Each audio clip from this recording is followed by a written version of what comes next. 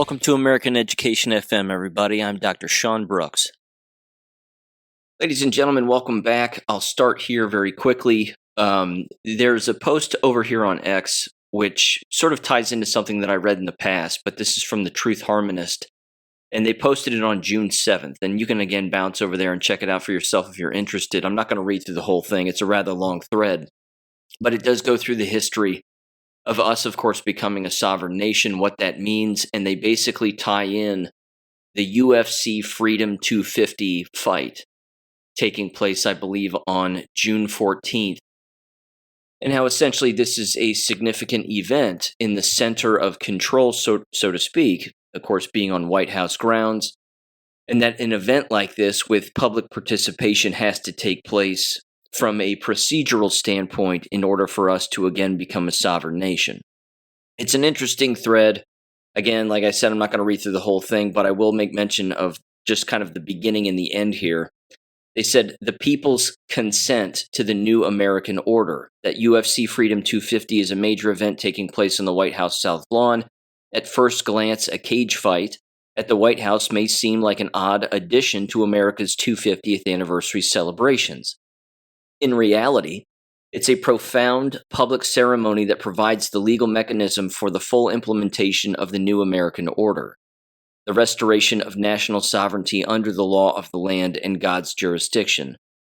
To lawfully complete the shift under the law of the land, the sovereigns of that land, the American people, must give their explicit consent. That is the purpose of UFC Freedom 250. Far more than a sporting event, it serves as a public ceremony required under Admiralty law rules and people's visible endorsement of the transition into America's new order. And then again, just at the very end, it says the storm. It says the public ceremony is only the beginning. What follows is the storm. Some may question how it can be right to move forward without the people's full knowledge of these events. Why not simply tell everyone the truth? Americans already know what they need to know. They understand that the system is broken and corruption is rampant. What they don't understand is that their permission must still be obtained through the rituals of the very Admiralty law system most are unaware even exists. Rather than trying to educate the entire nation on that hidden system, which many would dismiss as conspiracy theory or outright impossible, the president is using the enemy's own rules against it for the benefit of the people he has been elected to serve. The storm begins when the existing system starts losing its legal and economic control. Yet the storm is more than their resistance. It is the process by which the new system displaces the old one. Those who built their wealth, influence, and power within the existing structure will suddenly find that the protections they relied on are no longer there. Corruption will be exposed, long-protected bad actors will face accountability, and the legal, financial, and institutional foundations of the old system will be dismantled and replaced with the new American order. This is the true meaning of Ordo ab Chao. The difference is that it's not being used to enslave the people. It's being used to dismantle the very structure that enslaved them. UFC Freedom 250 is therefore more than a sporting event. It serves as a symbolic moment when the people give their approval to the transition and to the storm that accompanies it. Though intense, the storm will be swift, as the enemy's moves have already been anticipated in order to minimize its effects. This is not only for the benefit of the American people and the economy, but for the world as a whole, as the consequences of such a transition will be felt far beyond America's borders. What follows is the dawn of a new era. America will begin healing under the law of the land, restored to its rightful place under God's jurisdiction. Other nations will soon follow. This is the order out of chaos, but for a free people under God, unquote.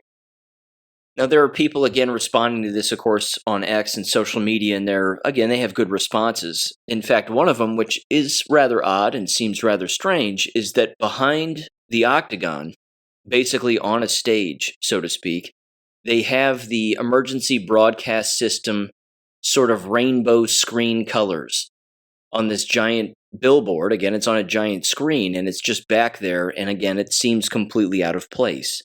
But some people are interpreting that as if to say the emergency broadcast system again will be used, or at the very least, something else is going on more than what meets the eye, apparently. Again, another person responded to this and said that they agreed with the post, and then the Truth Harmonist responded and says, as soon as the financial and legal protections are removed, then bad actors can be dealt with. Not sure how America can celebrate independence from the old system on July 4th if it hasn't been dismantled from within by that time. But the timing of arrests following that final step is up to the president. The playing of Nessun Dorma at the rally may be hinting at swift arrests. Again, this has been a long-standing theory for a very long time. All of the Godfather 3 references in Q posts and a number of other things, because again, that's what happened in those movies, was that a great deal of people were rounded up who were guilty of the most heinous crimes. And then again, as long as we're not under the control of Britain, certainly from a banking standpoint, or again, we are a sovereign nation, certainly when it comes to admiralty law, again, then we can make moves on our own without asking for permission.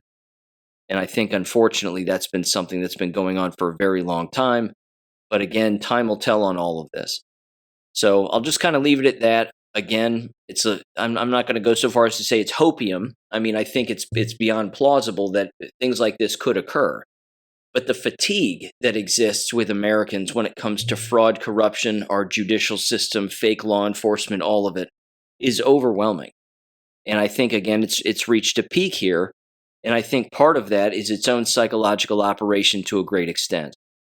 We've had it with illegal immigration. We've had it with the illegal invasion. Numerous foreign countries have had it up to their teeth with endless, again, illegal immigration. For example, again in Belfast, the individual who was attacked is apparently still alive. He's, I guess, lost eyesight in both of his eyes. And there's a picture roaming around the internet of him in a hospital bed, and his entire face is just slashed to pieces. He's just got carve wounds, again, all over his face. And as it turns out, the Sudanese individual who carved up his face apparently received housing and help from this Belfast resident. Apparently just a day or so before this happened. Again, that's suicidal empathy right there. I care about you, I want you to be okay, and then before you know it, there's a knife in your face. And you're in the process of, again, having your entire face carved off like you're a piece of meat. That leads me to this particular X post, and this is from the Department of State. This is rather telling, and I don't think I even have to tell anybody who actually funds this kind of an operation. I think we have a pretty good idea, certainly from a historic aspect, because let's face it, these individuals and these groups of people, they've been at this a very long time, certainly when it comes to the slave trade from Africa. They haven't quit. Again, if people are wondering how on earth people from Africa make their way to the United States or any other country, they're flown there. Again, Jewish individuals in the Jewish lobby don't have to build wooden boats anymore to bring them over. All they have to do is fly them, and they do. They gather them together, they enter particular areas, they say, we want you to go to Europe, here's a boat. Again, they don't have to build it out of wood, they just provide the boat, or they give them plane tickets. Again, this is exposed recently here from the Department of State, just the other day. It says, again, these are all X posts from the Department of State. It says, quote, a U.S. embassy in West Africa uncovered a sophisticated birth tourism network of more than 100 foreign nationals using fraudulent documents and visa fixers, quote unquote, to get themselves visas in order to get U.S. citizenship for their children. We shut it down, they said, revoked these foreign nationals' visas, and are coordinating with local authorities to systematically identify and cut off any similar operations. Again, this is all about money. It's about money and invasion. And when you hear money and invasion, you should think, again, Zionism, because that's what it is. They're the ones funding this. And I mean, let's not kid ourselves. It's our tax dollars. It's our tax dollars going over there and being stolen from endless other individuals in foreign countries, certainly Europe, making its way over there to, again, give them the resources to then come over here. But more so, bringing pregnant Africans to the United States and Europe so that they give birth here in our country, and of course in Europe as well, and any other country. And then again, government pays for them, their newborn child, and before you know it, they're living off of our tax dollars yet again, while also invading us, and then continuing to procreate. This is exactly why the Supreme Court has got to rule quickly on this birthright citizenship nonsense. It has to stop. The Post goes on. It says, in Europe, a U.S. embassy identified more than 400 suspected birth tourism cases since 2024. Investigators traced them to at least 6 companies that coached applicants on what to say in their visa interview, arranged U.S. housing, and set up delivery plans. We shut it down, revoked their visas, and permanently banned several fraudsters from traveling to the United States ever again. It says one U.S. embassy in North Africa revoked over 100 visas for birth tourist, quote-unquote, parents who came to the United States primarily to give birth so their children would get U.S. citizenship. Consular officers working with law enforcement and using data analytics identified several networks abusing the system and put a stop to it. A U.S. visa is a privilege, not a right. The State Department is taking action around the world to stop this abuse, dismantle birth tourism networks, and hold accountable those who try to scam our system, unquote. We need to stop all immigration to our country. It just has to stop. No one else is allowed in. Fix your own place wherever it is that you live. That's your responsibility and your fellow citizens' responsibility, and that's it. We have to stop it completely. Which, of course, leads me to this. I want to play a little piece of audio here again. This is from Belfast, an individual describing what's been going on there. Of course, their frustration with everything. They're not the only place. This is happening everywhere.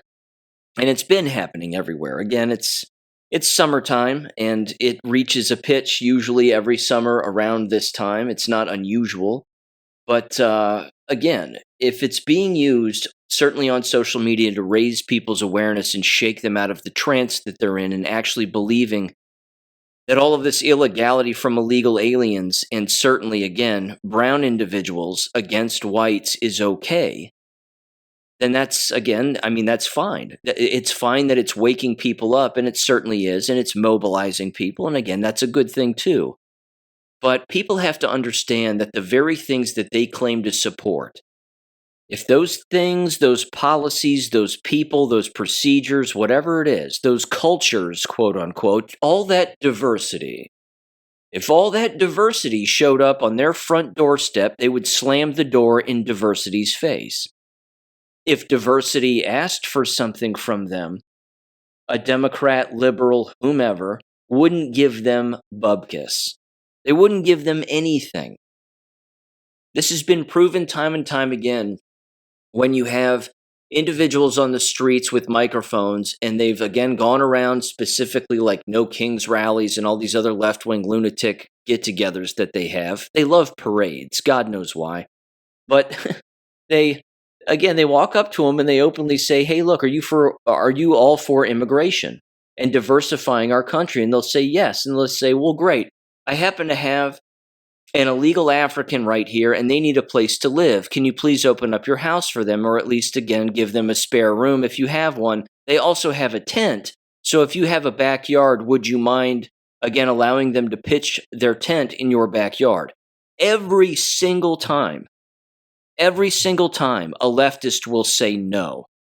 And then they immediately get this look on their face like, oh my God. They've just been forced to look into the mirror and they don't like what they see. Again, they're handed on a silver platter the very thing that they advocate for, that they support, so they say. And yet when presented with it, they don't support it. They immediately backtrack. They immediately back down. Well, I don't have the room right now, and I don't think I have the time, or I mean, I kind of have the place, but that's not necessary. And they're like, that's okay. Can you just give us your address and we'll just show up when it's convenient, and you can just give us a time? And they're like, yeah, I don't think that's a good idea. I've got to ask a few other people, and they're not here right now. But yeah, anyway, I wish you the best, and blah, blah, blah. Again, they love to just hear the sounds of their own voices. But when it comes to following through on anything that they claim to support, they never do it. They never do it. They also go so far as to do this. Say, for example, they support something like free or affordable housing, as they'll call it, which is, a stupid issue that exists lots of different places and unfortunately exists in the small town where I live. But again, they'll throw up these little townhouses, 60 of them, allegedly, in the town where I live, and they'll again give them they'll just give these homes away, just mortgage free. They have to qualify. They basically have to prove how poor they are. And then all of a sudden, again, they just get a free place to live.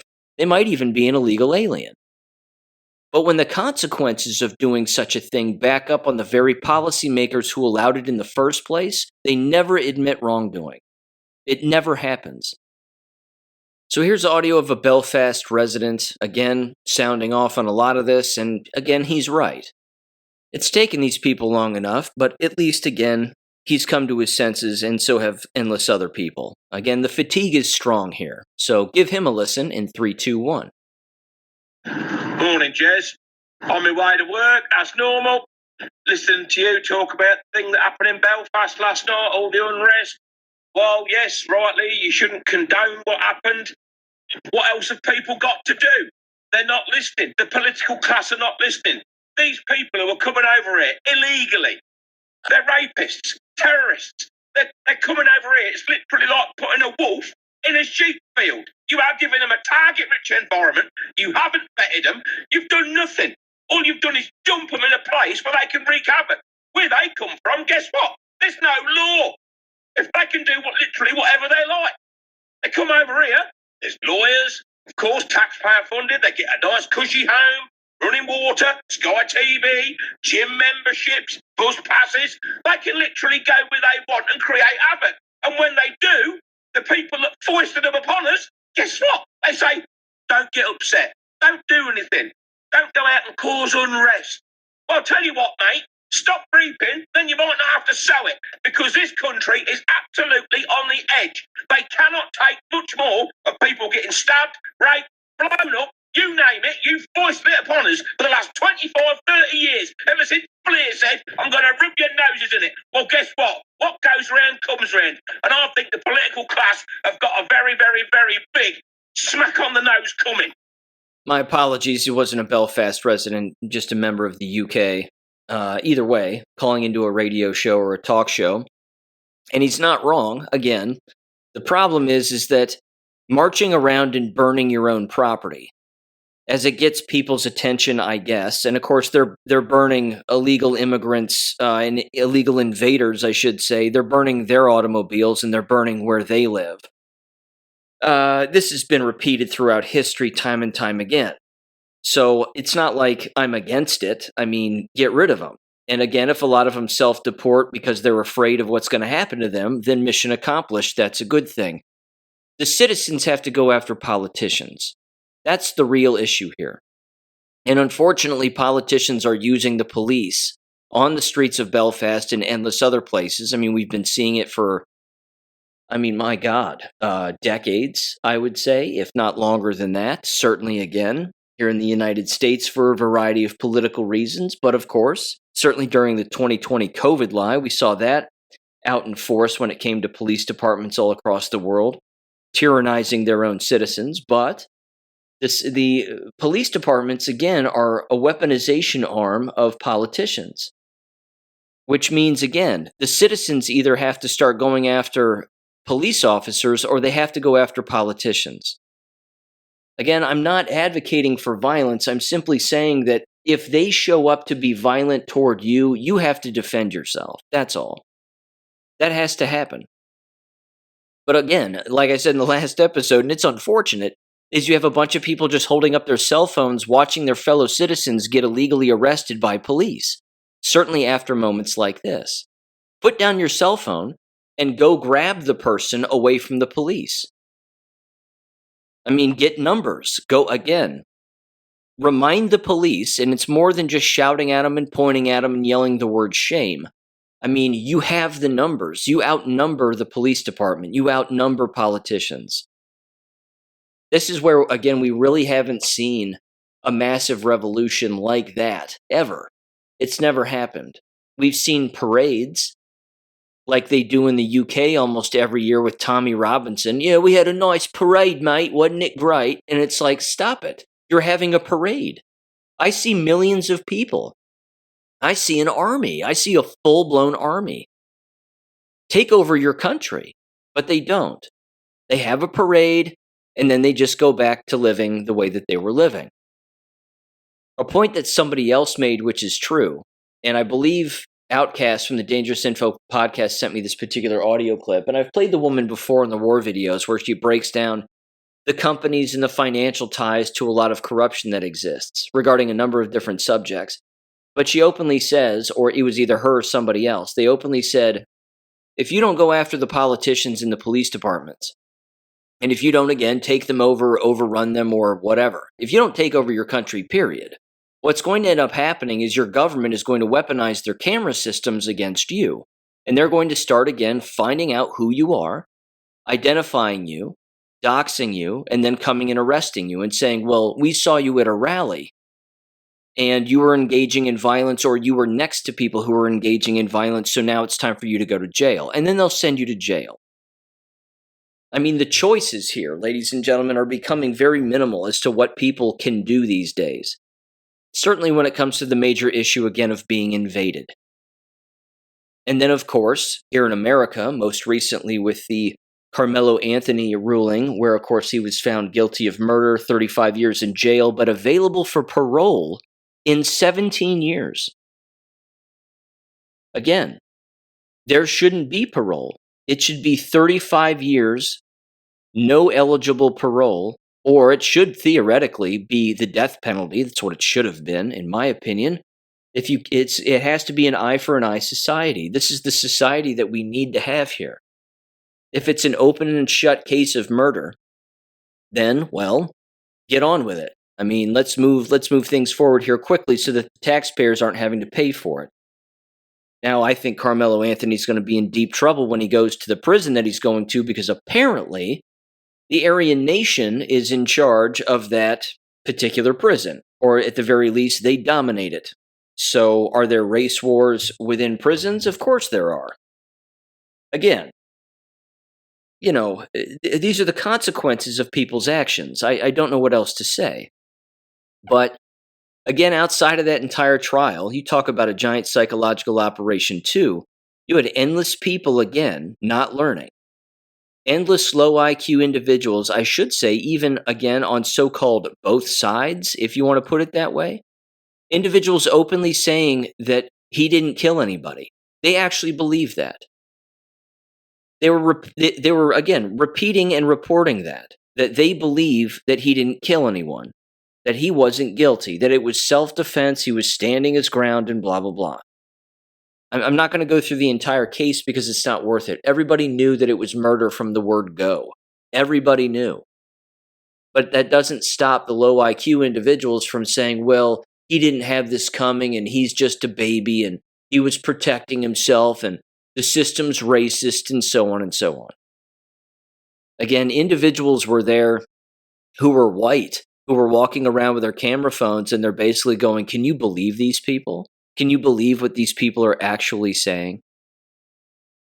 This is the difference again. It's an IQ cultural difference. It's not about racism. It's about common sense. Because if the shoe were on the other foot and a white kid openly again stabbed a black kid in cold blood in broad daylight on camera with endless witnesses, we wouldn't be batting an eye. We'd be like, yep, send the white kid to jail. He's guilty. It's obvious. But for some reason, when it's a black individual, there are certain cultures or certain races that can only see just that. And I think there's a huge lesson here. And I think it's a fantastic lesson. What this is showing everybody is how bigoted the left is. It's showing everybody who the real so-called racists are. And they're everywhere, and they happen to sit on the left. Completely void of common sense, no knowledge of the law whatsoever. And it's just low, small frontal cortex, excuse making and rationalization. That's it. Endless audio footage on social media, I might add, on all these platforms where normally they'd be taken down potentially, but they're being again ripped and repeated and recorded and shared and liked and reposted in the whole thing, of endless blacks openly admitting that they want to start headhunting whites. There are endless videos of this. It's all over the place. I played a few again in the last war video. And that's just a few that I just happened to come across in my feed just scrolling around. People again need to remain vigilant. There are horrible, evil people out there who will again cut someone down solely based on their haircut, the way that they look, the good time they're having, whatever it is. Again, you had two university students, one, I believe, in Indianapolis, and the other at Penn State University, I believe, again, this past week, if I'm not mistaken, this week or the week before. And again, both of them were killed by blacks. And again, if I'm not mistaken, they were both underage. Certainly the one in Indianapolis was underage. He was 14 years old. A 14-year-old black kid murdered, a white kid in a parking garage. Just that simple. Just shot him. Just 'cause. Now, you wouldn't, again, find me dead in a parking garage, let alone in a city parking garage. But again, this is the lack of education that exists. This is the lack of vigilance. There are parents that are so pacified and so weak that they don't even have the stones, let alone the wherewithal, to tell their own children that they need to be careful about where they go, that they need to avoid cities, that they need to avoid going out late at night, that they need to avoid drinking late at night and then walking around the streets like nothing is going to happen to them, because these aren't people who are, again, carrying guns or anything that they can use to defend themselves. They're just walking around life aimless to all of the dangers that actually exist. There's no vigilance. There's no education. It's disturbing. But this is the casualty of a war, specifically when it's a war for the mind. And as we know, because it's been done, again, century after century, if you can pacify parents and get them to believe that government is the parent, then the child is going to grow up very, very stupid. Not just book learning stupid, but they're going to grow up with no concept of the evils of society. They will literally believe that nothing bad will ever happen to them. Again, take for example the kid at Penn State University who was killed. Again, he was walking home from a bar at 1 a.m. That's cumulative risk, certainly these days. Certainly when you compound the issue with the fact that he was a university student, which means he's probably not carrying a gun. Again, that's a problem. Didn't even think to, again, call a cab, call an Uber, anything. And that's dangerous. Even that's dangerous. Hell, if you own a cab in New York City right now, it's getting destroyed after a Knicks game.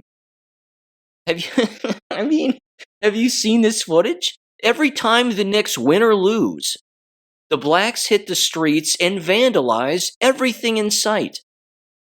Everything.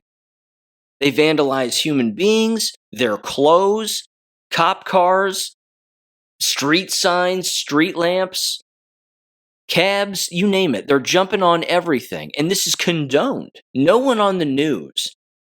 I mean, I just saw Fox and Friends this morning just for a second. It was hilarious. They were talking about the Knicks game and the comeback and whatever else in whatever it was, game 4. And it was embarrassing because as they're showing the footage of the comeback and then they're talking about, what this team could have done and blah, blah, blah. They're talking about these so-called X's and O's of the game. They're showing footage of massive gangs of blacks destroying property. And no one on the couch says a single thing. Nobody. Only Brian Kilmeade, of all people, he had a look on his face that was like, again, he looked disgusted with the video footage because he's leaning forward and he's looking at it like, why are they doing that? Why are they wrecking a cab? Why are they vandalizing someone's business? And why are they being allowed to do it? Where are the police officers? It's insane. You talk about peak bread and circus stupidity. Not to mention, the cameras at these basketball games are just panning the individuals who have courtside seats who are all celebrities. Now, all of a sudden, all these celebrities are Knicks fans. They've either never been Knicks fans or they've made fun of the Knicks their entire life while claiming to maybe be a fan. Now they're all showing up wearing their Knicks gear. Those are called fair weather fans. It's so low IQ, again, it hurts my body. But let me play this piece of audio. I played it in the last war video, and it bears repeating. This is a woman, again, describing the so-called black culture and the Carmelo Anthony outcome and all of it. And she's 100% right. Give her a listen in 3, 2, 1. So here we are. The defense has rested its case. They really didn't have a case. What I think happened was that some people went to Carmelo Anthony's parents and probably told them that he would get off if he went to trial, that they could convince the jurors of his innocence. But the bottom line is this: he was not innocent. He is not innocent, and he is going to have to pay for this crime. They were trying to possibly get him off because they were probably thinking, like O.J. Simpson, that he would somehow get off. After he took this boy's life, he threw the knife and he took off running. One of the school resource officers caught up with him. He said that he did it. He said he did it. There were eyewitnesses there. Here is what people don't understand. I continue to see this in my comments, that he needs to keep his hands to himself.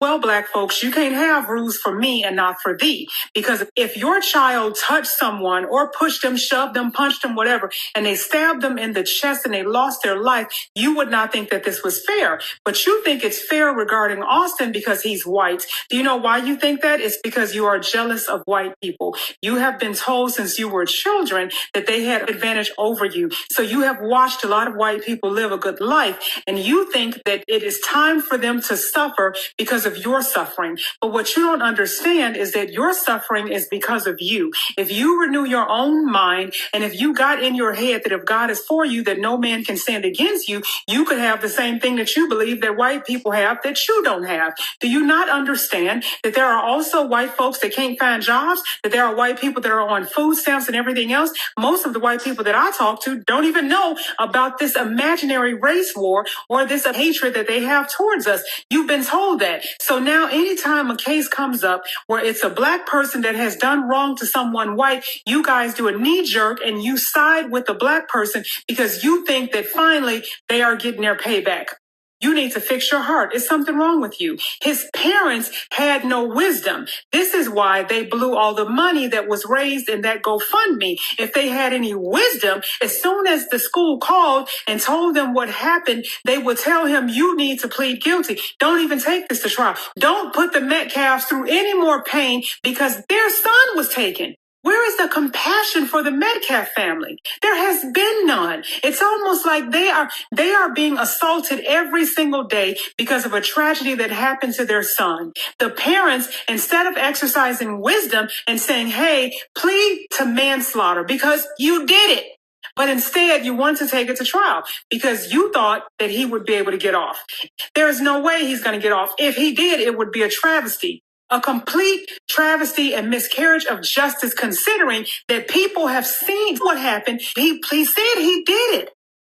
This is no argument. The argument comes because you have a lot of people that deal in their feelings and they think that they have a say in what happens in a court of law because of how they feel. My saving grace, the thing that gives me hope, is that there are only a handful of nut jobs outside of that courthouse. Sharpton is not out there. These other people, they're not out there. They aren't going to touch this with a 10-foot pole because it's common sense.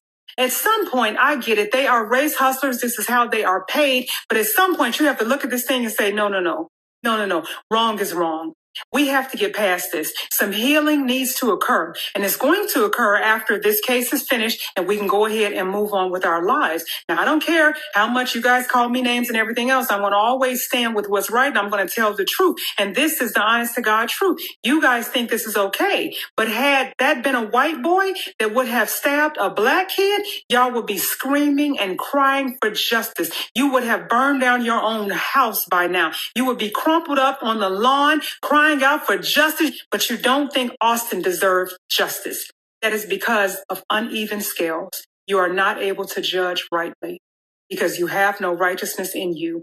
You are coming into agreement with lies because your father is the father of lies. And like I have said before, your feet are firmly planted in hell. You need to do something about your heart, and you need to fix the condition that it's in, because it is a skewed thing to see that a 17-year-old boy lost his life, and for y'all to joke about it and to put bets on it and everything else and to think it's funny. It's not. You look like the animals that people accuse you of being. That's what you look like. I am ashamed of you, and you don't have to respect me. A girl says something under a post of mine that she will never respect me. Do you think I rise and fall to the respect of some skin worshipers? I don't care nothing about y'all respecting me. I don't need your respect. I don't need your support. I don't need anything from you. God is my source. I understand that. My skin has nothing to do with how far I make it in this life. The only thing that has anything to do with that is the Lord. And he promotes, and his promotion comes from above. Well said. Not much to add to that. She's 100% right on a variety of different issues there. But again, the lesson it's teaching everybody is, again, this is the left. This is the low IQ left. And again, if anybody actually, well, I should say this. This is what's funny too about the so-called virtue signaling liberals, is they're staying quiet about this. They're letting left-wing, low IQ blacks scream at the top of their lungs about the Metcalf thing and all of it, and any other issue that is similar. They let them do that. They never correct them. You'll never hear them, in particular, again, white liberals or Jewish liberals, you'll never hear them correct blacks when it comes to that kind of behavior. You'll just never hear it. You'll never hear them say, you know what, they shouldn't do that. You know what, they should just take a back seat and relax. You know what, they should just mind their own business, or they should just see this at face value with common sense for what this is.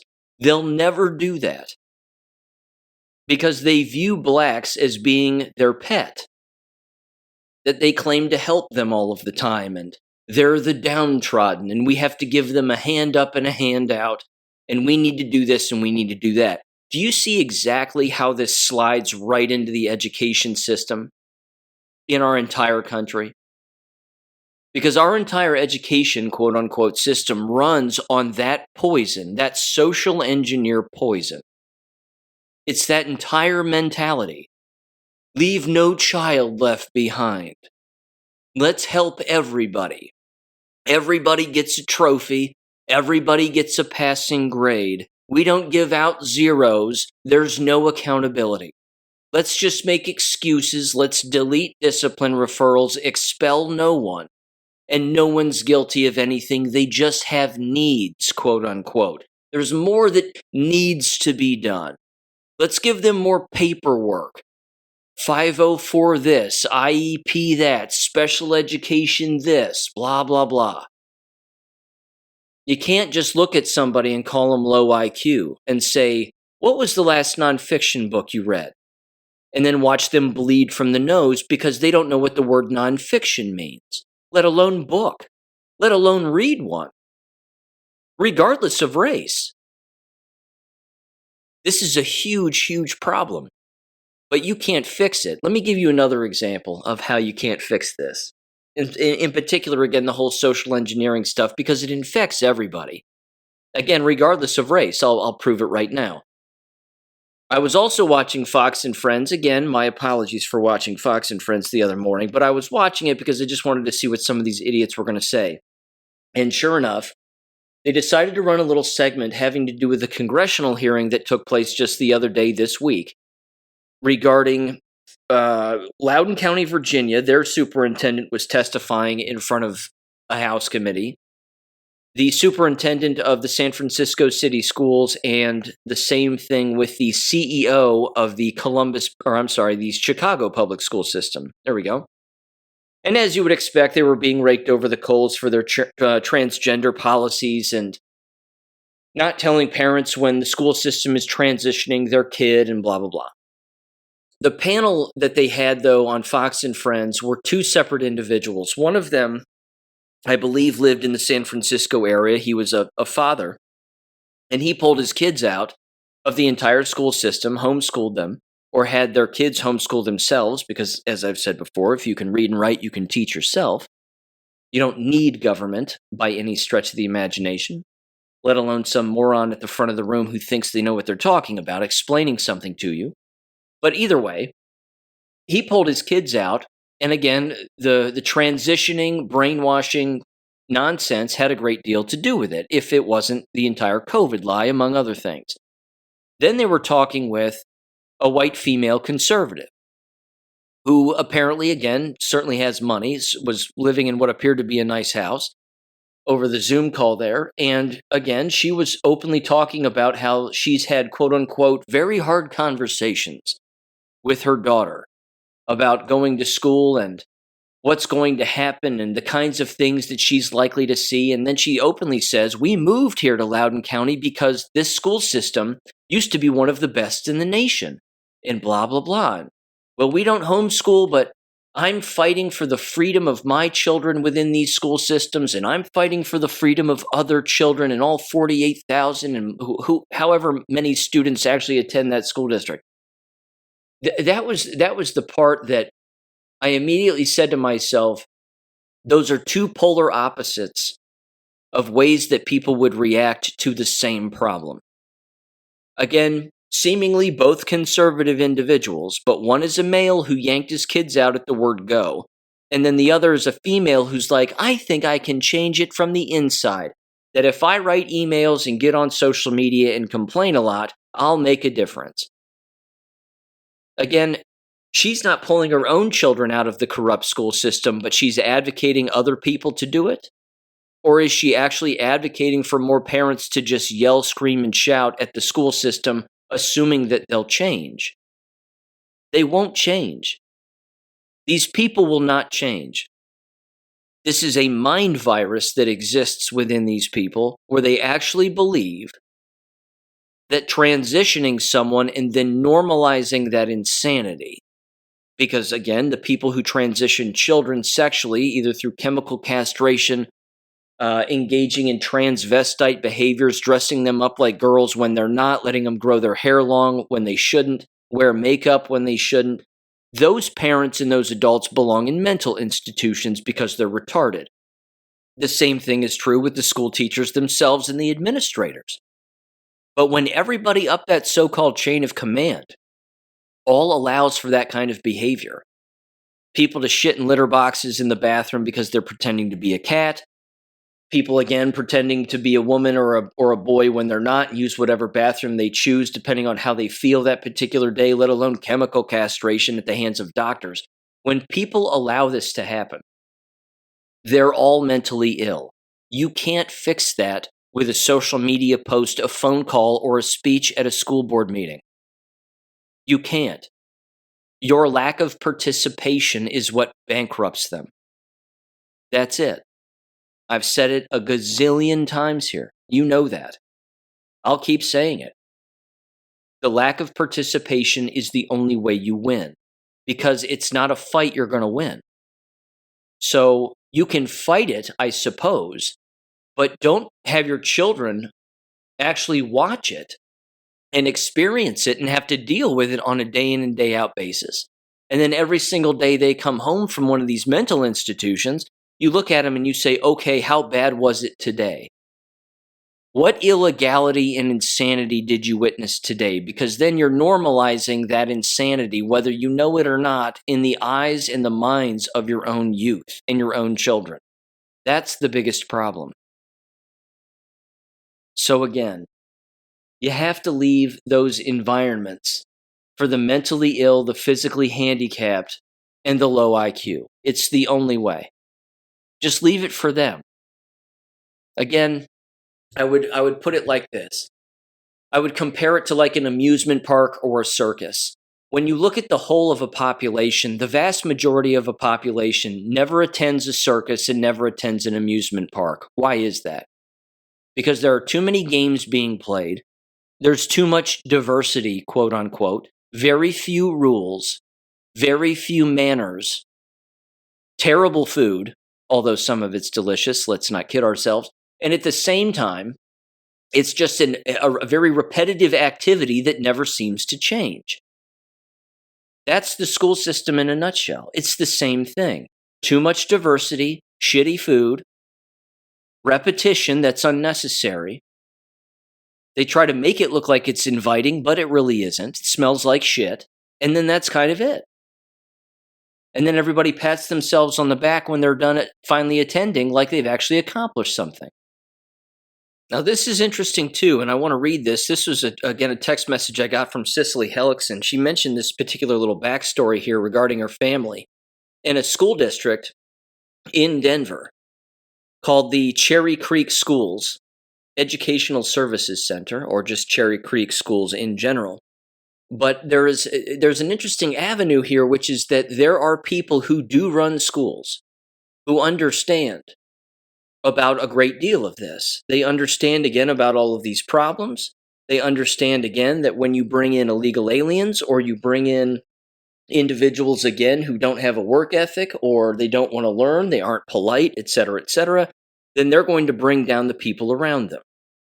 Here's the text message she sent me, and then again, I'll read you the story here from, again, one of their local outlets, the denvergazette.com.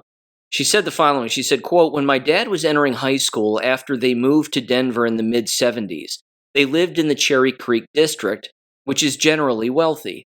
It's where John Elway's kids attended. Anyway, my dad ended up riding a bus to the other side of the city to attend a high school that was integrating blacks and whites instead of going to Cherry Creek, which was still segregated." Now, this again is from the Denver Gazette.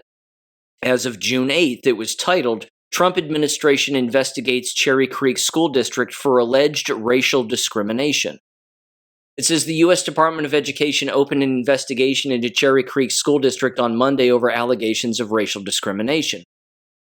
The department said its Office for Civil Rights is reviewing claims that the district violated Title VI of the Civil Rights Act by sponsoring, quote, "a wide range of racially discriminatory programming," quote unquote. The complaints alleged the district discriminated on the basis of race in student clubs, academic support programs, teacher training, and a parent committee, the department said in a news release. In a statement, the district said that it has not yet received a copy of the complaint and could not comment in detail. Quote, "We strongly disagree with the characterization of the district programming." And Abe Smith, a spokesperson for the district, said in an email. It's the third investigation that the federal office has launched in Colorado in recent months. In March, the Office for Civil Rights said a 9-month investigation revealed that male students, quote unquote, at Jeffco Public Schools occupied 61 spots on girls' sports teams, and that the district allowed students to access female bathrooms, locker rooms, and overnight accommodations on the basis of gender identity. Jeffco Public Schools has refuted the claims. Quote, "These allegations of racially discriminatory conduct in the district seem to permeate almost every aspect of the school community, affecting students, teachers, and parents alike," Assistant Secretary for Civil Rights Kimberly Ritchie said in a statement, referring to the Cherry Creek School District investigation. Quote, "Federal law prohibits racial discrimination, which means that race cannot be a factor in how a school educates its students or trains its teachers." The release alleged Cherry Creek sponsors clubs that exclude students based on race and requires teachers to consider race when assigning classes and providing different levels of academic support. Federal officials are also investigating claims that the district promoted a teacher training program that restricted participation based on race. The department did not identify the specific clubs or training programs.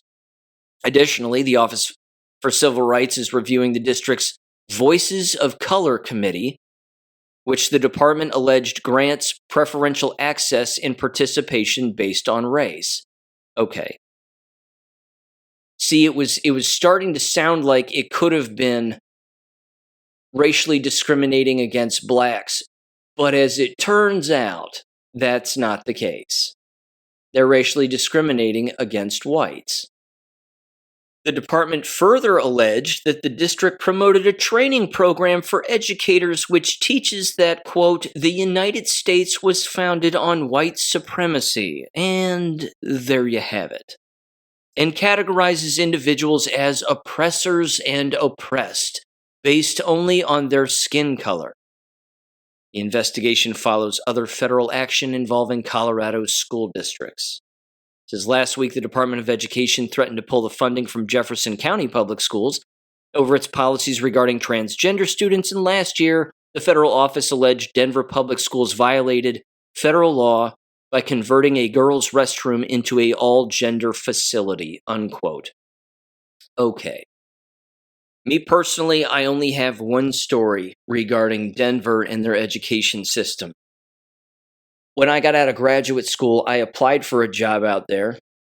I wasn't necessarily hoping that I would get it because there were very few places to live, and it was remarkably expensive. But I applied to the Metropolitan State University of Denver, and as I was applying, I looked up who the department chair was, who would be, of course, conducting the interview, and they had pronouns, she, her. And I went, uh-oh, this isn't going to be good.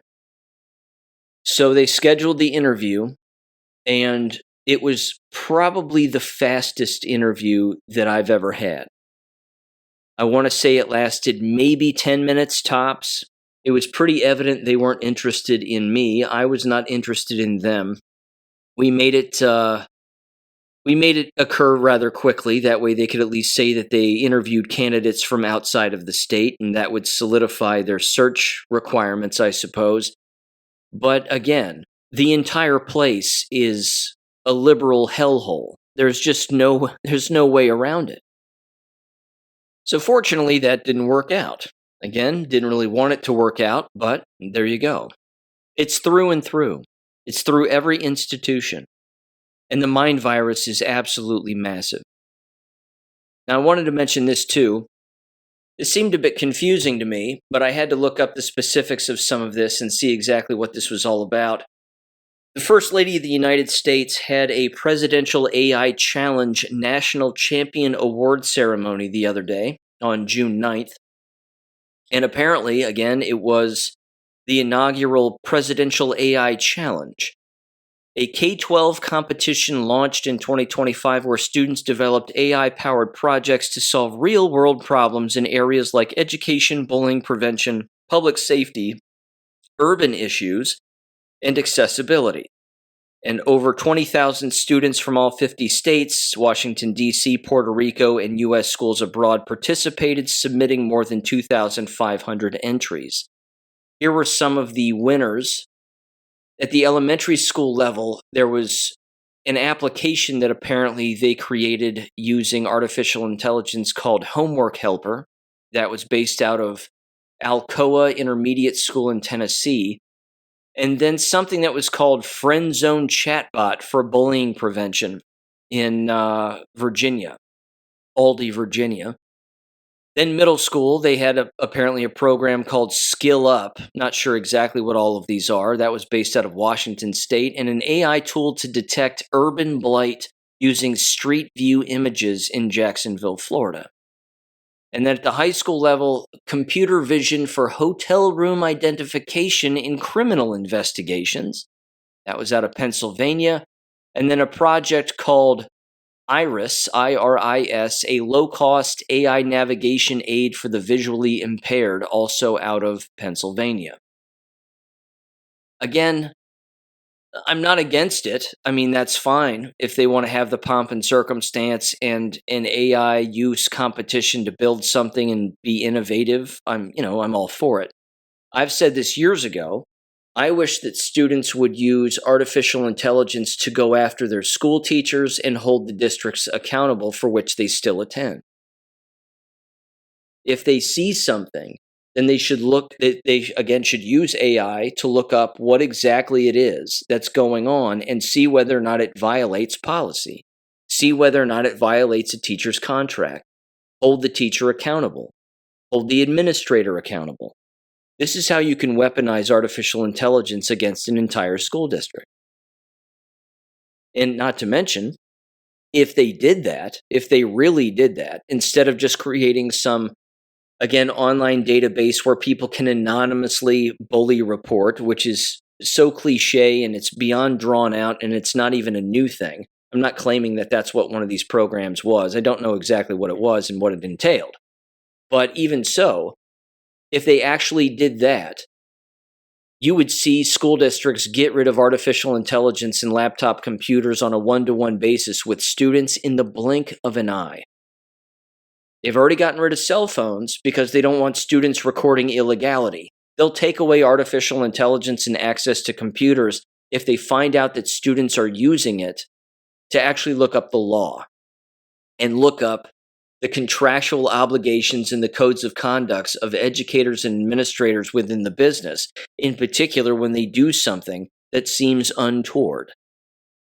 I'm telling you, you'll see those technologies disappear instantly because at the end of the day, educators just don't want to get caught. That's it. So-called educators, certainly the bad ones, they just don't want to get caught. Which means if they don't want to get caught, then they have something to hide. They have something that needs to be caught. They have something that needs to be exposed. They're doing something that is violating the reason that they are there. So again, you're going to enter these environments with all of this technology and you have access to it. Why not use it against them? Again, it's summertime, ladies and gentlemen. Time to find a different means of educating yourself and your children. Look up other places to go to school. Realize, again, if they can read and write, they can teach themselves. Look up Abeka.com, endless other online programs. Your children will be happier, healthier, and far more knowledgeable if they seek out those other alternatives as opposed to, again, just returning at the end of a summer, which raises everybody's anxiety year after year like some sick, sadistic ritual. Because, again, that's what it is. It's a social engineering ritual. Now, speaking of social engineering rituals, I'll end with this. I came across this on the old interwebs. I don't recall seeing this before. It's possible I read this on the show even back when this first came out. So my apologies if I'm repeating myself from over 5 years ago, 5.5 years ago. But there was a memo apparently that went out to all nurses or most hospitals to be shared with endless people working within the hospital system that was basically warning doctors and other nurses about more knowledgeable nurses, although they wouldn't admit that. But basically, again, people, their fellow coworkers who might know more about COVID-19 than they do, and vaccination and policy and all of it than they do. Because, of course, social media was in high gear. A lot of nurses and doctors were starting to look up real information for the very first time in their entire life about what really goes on and what all of this actually was. And what they didn't want was dissension in the ranks. So they authored this memo to basically say, you need to shut down any nurse or fellow coworker who starts to give you quote-unquote misleading information. Believe us because we wrote a memo, but don't believe the human being next to you because they know nothing. This was dated December 2nd, 2021, and it was titled, Policy Statement, Dissemination of Non-Scientific and Misleading COVID-19 Information by Nurses. Purpose of this, it says, to address the misinformation being disseminated about COVID-19 by nurses. For the purpose of this statement, misinformation is defined as distorted facts, inaccurate or misleading information not grounded in the peer-reviewed scientific literature and counter to information being disseminated by the Center for Disease Control and Prevention, CDC, and the Food and Drug Administration, FDA. Don't have an opinion of your own. Don't think for yourself. Just listen to us, and we'll tell you the truth all of the time. Take another injection. The statement says the following: nurses are expected to be, quote, prepared to practice from an evidence base, promote safe, quality patient care, use clinical critical reasoning to address simple to complex situations, assume accountability for one's own and delegated nursing care. This was a pull quote from a particular article or an organization. It says SARS-CoV-2 is a potentially deadly virus. Well, joke's on them, doesn't exist. Providing misinformation to the public regarding masking, vaccines, medications, and or COVID-19 threatens public health. Translation, saying anything different than what we say will get people killed. Again, these people, they fell for it. Hook, line, and sinker. Again, the blood that's on these people's hands is overwhelming. Misinformation which is not grounded in science and is not supported by the CDC and FDA can lead to illness, possibly death, and may prolong the pandemic. It is an expectation of the United States boards of nursing, the profession, and the public that nurses uphold the truth, the principles of the Code of Ethics for Nurses, the irony there, and highest scientific standards when disseminating information about COVID-19 or other health-related condition or situation.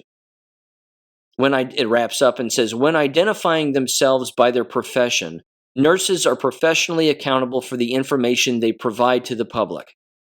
Any nurse who violates their State Nurse Practice Act or threatens the health and safety of the public through the dissemination of misleading or incorrect information pertaining to COVID-19, vaccines, and associated treatment through verbal or written methods, including social media, may be disciplined by their board of nursing.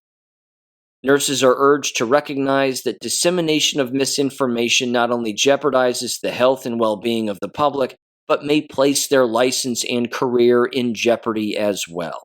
Unquote. Referencing the American Association of Colleges of Nursing and the American Nurses Association Code of Ethics for Nurses, with all of the endorsements from every major medical organization you can possibly imagine, at least 12 of them, plus, probably 14 to 16. Again, the blood on these people's hands is incalculable. And for them, again, to put out such a memo back then at such a ridiculous time in history should prove that, again, the brainwashing is very real. These criminal organizations are still in full force. There's been no accountability whatsoever. The occasional Ron Johnson hearing, the occasional Ron Johnson testimony, XYZ. But how many hospital administrators have apologized to everybody who works within? I bet not a single one. Because if there's no recognition of wrongdoing and there's no accountability, well, then those behaviors are going to be repeated time and time again, year after year, decade after decade, until somebody creates another fake illness. Again, they had to put out a memo to tell their fellow coworkers to shut it down. They had to put out a memo to tell their fellow coworkers if somebody disagrees with the hospital or with you, or regarding the mainstream narrative about all of this nonsense, then you need to report them. That's Bolshevism right there. Interagency Bolshevism. And it happened across the board in endless working environments, as we all know. But people actually fell for it. Well, you reap what you sow. And believe me, the hospital system in America and around the world is paying the price as we speak. And they will continue to do so. So with that said, ladies and gentlemen, thank you for listening as always. It's been one hell of a week. And have a great weekend. Relax a little. I'll try to anyway. I've got lots to do around here. But yeah, with that said, have a great weekend again, and I will catch you on Monday. Peace. Thank you for listening to American Education FM.